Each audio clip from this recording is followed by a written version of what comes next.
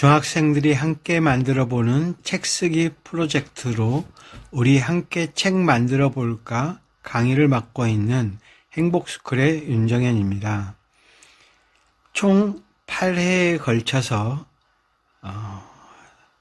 강의를 하고 있습니다. 시제로서는 일상적인 언어를 통해서 쓰는 것과 추상적인 언어를 통해서 쓰는 다양한 방식을 도입해서 쓰고 있습니다. 시란 무엇인가를 보면 시의 한문을 풀이해보면 말씀언변의 흑토 또는 뿌리두, 마디촌 또는 헤아릴촌으로 언어의 근본을 헤아려서 감흥과 사상, 운율을 넣어서 자신을 표현하는 시라고 볼 수 있습니다. 거기에 감정과 느낌, 인식과 시각과 비와 의미를 담아서 자신의 보여주는 그런 의미들을 감각적 작용을 통하여 기록한 글이다. 그렇다면 노래는 운율을 표현하고, 그림은 화폭을 통해서 표현하고, 춤은 몸을 통해서 표현한다면, 소설은 관계의 구도를 통해서, 또 영화는 필름 속 사건을 통해서, 연극은 사람의 연출을 통해서 표현을 합니다. 그렇다면 시는 아주 함축된 감성적 언어를 통하여 내 가슴 속에 있는 그러한 언어들을 표현하는 거죠. 그래서 언어의 예술이며 언어의 마술사다. 또 언어의 가장 아름다운 꽃이 바로 시다. 이렇게 말을 하고 있습니다. 제가 가장 좋아하는 시로서 김철수 시인의 꽃을 보면 내가 그의 이름을 불러주기 전에는 그는 다만 하나의 몸짓에 지나지 않았다. 내가 그의 이름을 불러줬을 때 그는 나에게로 와서 꽃이 되었다. 내가 그의 이름을 불러준 것처럼 나의 이 빛깔과 향기에 알맞는 누가 나의 이름을 불러다오. 그에게로 가서 나도 그의 꽃이 되고 싶다. 우리들은 모두 무엇이 되고 싶다? 너는 나에게, 나는 너에게 잊혀지지 않는 하나의 눈짓이 되고 싶다. 이 시를 중학생들에게 읽어줬어요. 그러면서 이게 무엇을 표현하는 시냐고 물어봤을 때 모두 다 꽃에 대해서 얘기하고 있다고 그랬어요. 그래서 제가 다른 시를 보여줬죠. 이 시는 이제 성인 선생님들께서 쓴 시들인데 이분들도 처음 시를 쓰시는 분들입니다. 자, 유라는 시를 보면 젓가락 칼싸움, 계란말이 서로 먹겠다고 아웅다웅, 밥 위에 콩 숨기다 서로 눈 마주치고 멋쩍은 웃음, 엄마한테 쫓겨나 집 앞 계단에서 아이스크림 같이 먹던 아버지 지금 당신이 보고 싶습니다. 자, 이 시는 무엇을 얘기하고 있어요?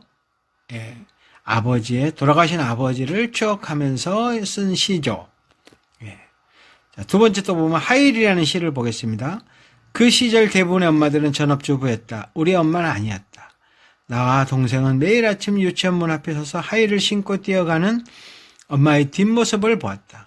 엄마는 그 높은 하일을 신고 매일 아침 뛰어다녔다. 회사에 늦을까봐. 엄마는 그 높은 하일을 신고 매일 저녁에도 뛰었을 거다.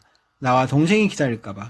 우리 엄마는 이제 더 이상 하일을 신지도 하일을 신고 뛰지 않아도 되지만 구두 매장의 예쁜 하일을 보면 그 젊은 날에 우리 엄마에게 신겨주고 말해주고 싶다.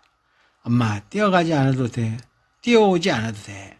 자, 이 시는 하일이라는 것에 대해서 써놓은 시인데 무엇에 대해서 써놨어요? 이렇게 학생들에게 질문했을 때 학생들이 하나같이 엄마에 대해서 써놨다고 얘기했어요. 그렇습니다. 엄마의 사랑을 하일에 비유해서 고생하신 엄마의 사랑이 성인이 된 지금 고마움을 하일이라는 단어를 통해서 표현을 해놓은 거죠. 마찬가지로 꽃도 마찬가지입니다. 이 꽃이 하나의 몸짓이었을 때 내가 불러줌으로 인해서 꽃이 되었다는 곧 내가 그의 이름을 불러주었을 때 나에게로 와서 꽃이 된 것처럼 나도 그에 맞는 그 향기에 맞는 이름을 불러다오. 이런 이 시가 무엇이냐고 물었을 때 그 친구들이 이제 사랑 또는 연애, 결혼 이런 것에 대해서 써놨다고 얘기를 했습니다.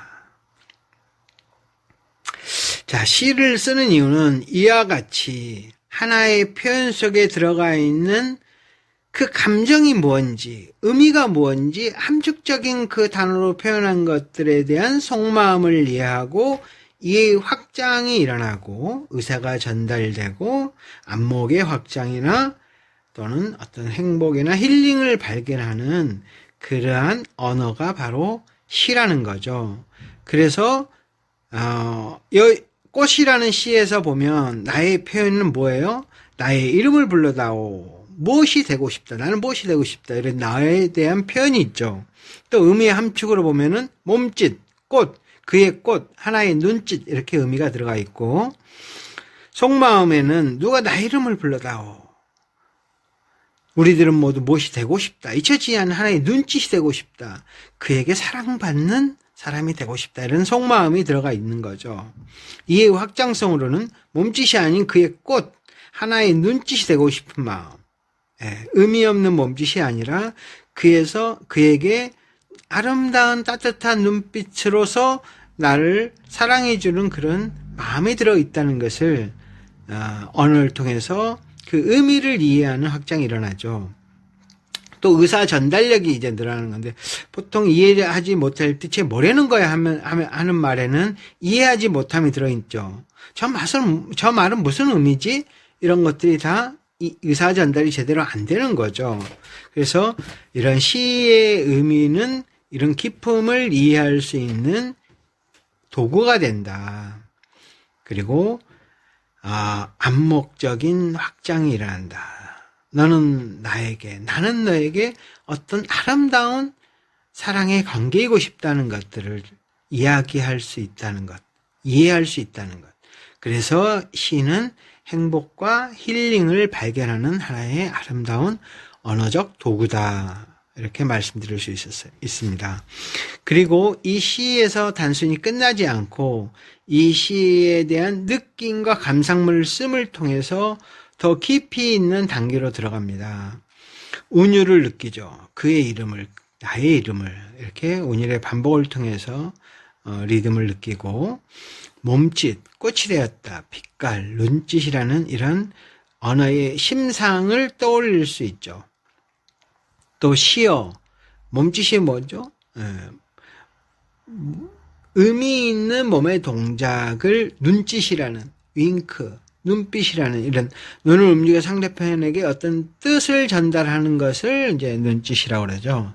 그래서 이런 시적 언어를 의미를 이해할 수 있는 거죠. 또 아름다운 표현이 무언가를 보게 되죠. 꽃이 되었다. 꽃이 사람을 의미하죠. 아름다운 관계성, 빛깔과 향기가 되었고 잊혀진 하나의 눈짓이 되었다. 잊혀지지 않는 좋은 사랑의 관계가 되었음을 말하죠. 주제는 여기서 무엇을 얘기해요? 단순한 꽃이 아니죠. 그에게 사랑받는 꽃, 사랑받는 사람. 무엇이 되고 싶다? 사랑받는 관계가 되고 싶다. 하나의 눈짓, 하나의 따뜻한 눈짓으로 나를 바라보는 그러한 관계가 되고 싶다. 이런 것들이 주제들이죠. 그리고 느낌을 표현하는 것. 이게 과연 이 시가 무엇을 나한테 전달해주고 있지? 우리는 모두 사랑을 받고 싶어한다. 그래서 상대방이 나를 불러주기를, 알아주기를, 인정해주기를, 칭찬해주기를 기다린다. 그런데 우리는 그에게 잊혀지지 않는 사랑의 윙크를 받는 존재로 살아가고 싶은데 그걸 몰라주는 외로움을 노래하고 있다. 그렇다면 모두가 외로운 세상에서 내가 먼저 상대방을 불러주는 사람이 돼야 되겠다는 것을 이 시는 말해주고 있죠. 그래서 사랑받는 관계, 사랑받는 존재, 그것이 곧 꽃으로 표현되었던 거죠. 그래서 이 사랑받는 관계라는 것은 소중한 관계의 이름을 말하는 것으로 너는 나에게 정말 소중한 사람이야. 내가 이렇게 말을 했을 때 나도 너에게 정말 소중한 사람이니? 이런 대화적인 언어로서 볼 수 있는 거죠. 그래서 감정적으로만 생각하는 언어들을 내면에 담겨진 의도가 무엇인가를 찾아내는 것. 그래서 그것이 의미를 발견하는 것이기 때문에 그 의미가 탄생함으로 의미 있는 언어의 의미를 알게 되는, 그래서 의미 있는 관계로의 탄생을 얘기할 수가 있습니다. 그래서 이러한 시의 의미들, 언어의 의미들을 발견함으로 학생들이 이렇게 정식 시집을 내어서 출판되어 나온 책들입니다. 관악중학교에서 1기에 나왔던 책으로서 네이버나 다음에서 검색 가능하고 각 교보문고나 예스24 이런 데서 판매가 되고 있습니다. 두 번째 쓴 책입니다. 나는 누구일까요? 이게 두 번째 나왔었던 책이고, 그 다음에 세 번째, 시간을 거슬러 올라가면 세 번째 출판되었던, 관악중학교에서 세 번째 출판되었던 책입니다. 난강중학교에서 이제 첫 번째 출판되었던 나다운 인생을 위해라는 시집이고요. 이제 4권이 이렇게 나왔고, 5권, 6권째 지금 또 쓰고 있습니다.